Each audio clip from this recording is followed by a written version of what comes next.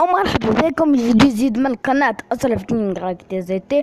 اليوم نلعب أي لعبة ولا نفعل أي شيء. سأعطيكم معلومة وقبل أن نبدأ الفيديو لا تنسوا الاشتراك ولايك يصلكم كل جديد. الكل يعتقد أن القطط بدون فائدة كسولة ومهمتها في الحياة سوى الأكل والنوم واللعب فقط. لا لا لا لا لا، هذا غلط. إن القطط الكل يعرف إن ترى الشياطين والأرواح. إن ترى كما تعرفون من أصدقاء السباب أساطير. اليوم سأتحدث عليكم سأتحدث معكم عن موضوع. ما اسم ذاك الموضوع؟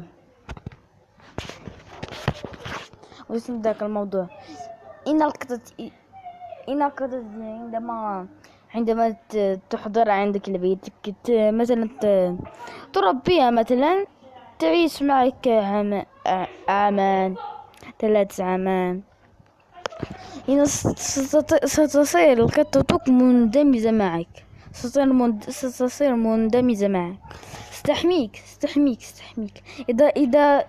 وإذا كنتم ترون هذا، إذا كان يحدث معكم، إذا كنتم تنامون في البيت وتأتي قطتكم وتنام معكم في نفس السرير، أنا حدث معي هذا.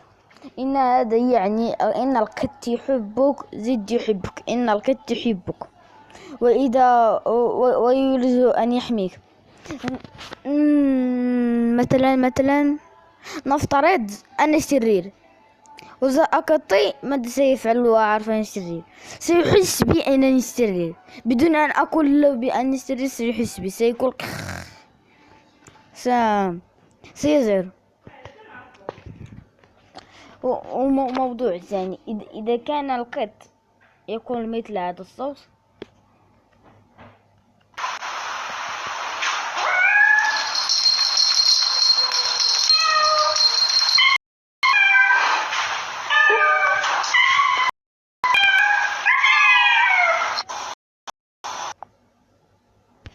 كما ترون من عندكم ماذا لاحظتم؟ لا أرسل لي في الكومنتات ماذا لاحظتم.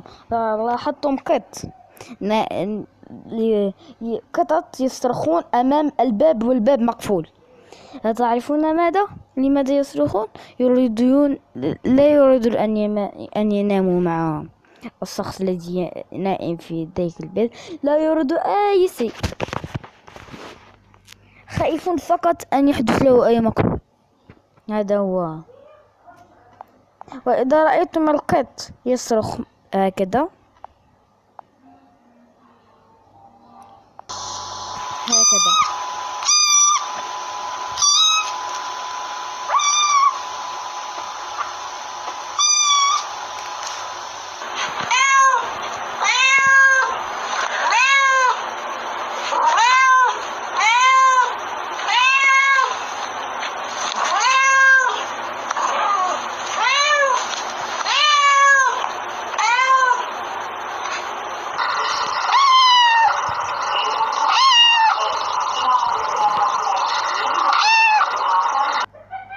رأيتم ذاك القط الأسود من عندكم ماذا يفعل؟ يدور.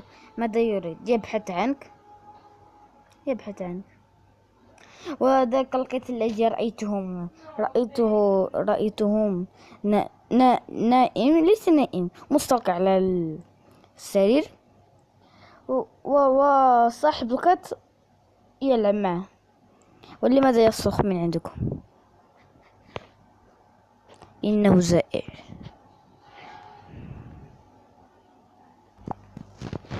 المعلومة الثانية، إذا رأيتم القط يفعل مثل هذه الحركة والبوزيشن، اعرفوا أنه يرى الشياطين أو الجنون. بسم الله الرحمن الرحيم. إذا رأيتم يفعل هكذا، وإذا رأيتم إنه يرى في الأقناط، اعرفوه، لأن الشياطين يكونون في الزاويات.